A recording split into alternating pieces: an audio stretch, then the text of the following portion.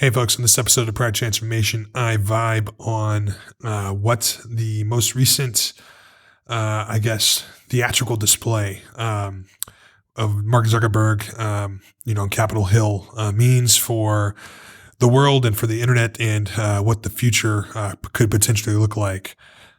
So hopefully you guys like this. Let's get started.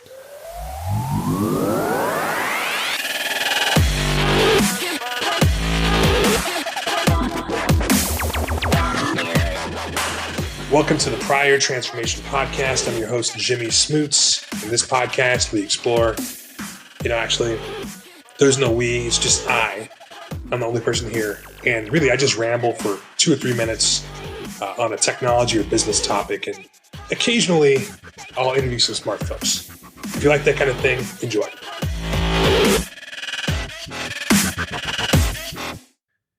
This privacy stuff that's happening right now changes everything. And really, it's because Facebook doesn't necessarily need to adhere to U.S. laws. So if you think about just from a sheer numbers perspective, the United States is 300 million people. I don't even know how big China is, but it's way larger than that.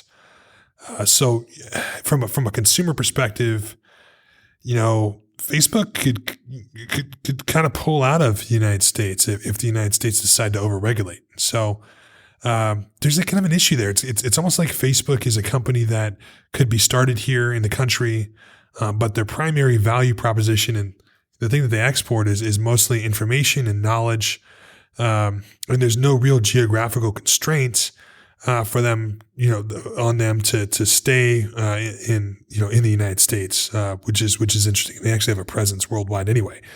So when you think about that, that's kind of an interesting new concept. This kind of thing didn't really exist, back in in the industrial days where if you were a U.S. company and your distribution was set up in the U.S., there was issues from tariffs and those kind of things that can prevent you from exporting your product. But when you're exporting, I guess not even really servers, but just code, or the ability to connect people and that kind of thing. You get in a situation where a company can become borderless, and that kind of mirrors the internet. The internet is a borderless construct. It's not a concept that really existed, within the idea of the Industrial Revolution. It's an idea. The internet is an idea that doesn't necessarily that's unifying. It doesn't necessarily require one specific area or one specific thing. So it's kind of a thing to think about. What the future looks like. Is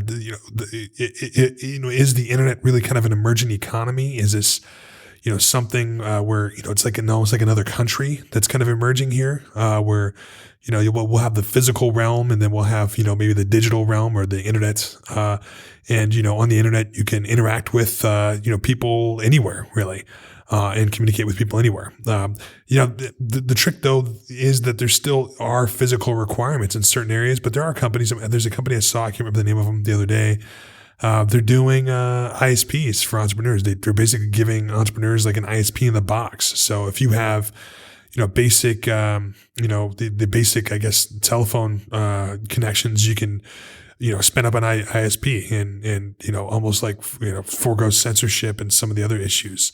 So the pipes are kind of a risk, kind of a constraint. But if you think about what SpaceX and a lot of these, Google and some of these other guys are trying to do, where they're trying to put satellites in orbit with the internet or balloons or whatever, you get into situations where physical copper is really irrelevant. People can just kind of connect from anywhere. So in that kind of world, where there's the geographical, the physical constraint falls away, and you're left with just a digital realm, quote unquote.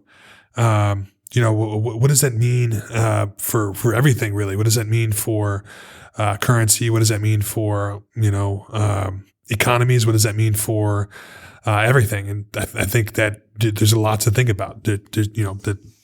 That whole concept. What's interesting too is that there's a mass trend towards people urbanizing. So people moving from the rural areas into the cities. I think it was in the Geoffrey West book, Scale. He talks about how the equivalent of a New York sized city will be created the